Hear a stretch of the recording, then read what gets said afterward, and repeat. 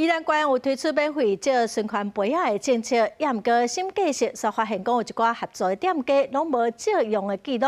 有民众是讲因会烦恼卫生甲新杯仔的问题。县政府嘛强调讲，因会来加强宣导。来到罗东林业文化园区，服务中心内底会当看到借用来机杯的所在，只要摕手机就会当来借。必须要再来扫这个 QR code 才能做借阅的动作。只要用手机扫 QR code，就会当随来借存款杯，达到减用塑胶的效果。目前宜兰县推出来机杯、存款杯借用的服务，已经有24个单位甲店头合作。根据审计室的调查，有部分的店头到今拢无人来借用，而且有部分的民众杯仔借回去了后，真久拢无用。所以这样子可以减少那个就是垃圾的产生这样。如果没有的话，我觉得还是会啦，因为反正纸杯真的蛮浪费的。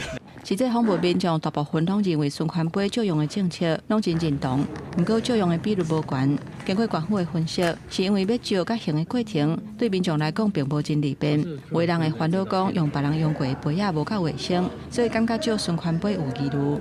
因为商圈的部分其实是一个我们可以持续在推的。那另外一个就是封闭式的这个场域。县府讲存款杯免费借用的政策，是要让民众袂记你家己炸杯仔的时阵替代的方案，也是鼓励民众会当尽量家己炸杯仔，来减少使用塑胶。若存款杯使用了后，店头拢会洗清气，卫生无问题。后续嘛会加强政策的宣导，目前嘛已经定出相关借甲用的规定，避免有人借了后无用的问题。记者综合报道。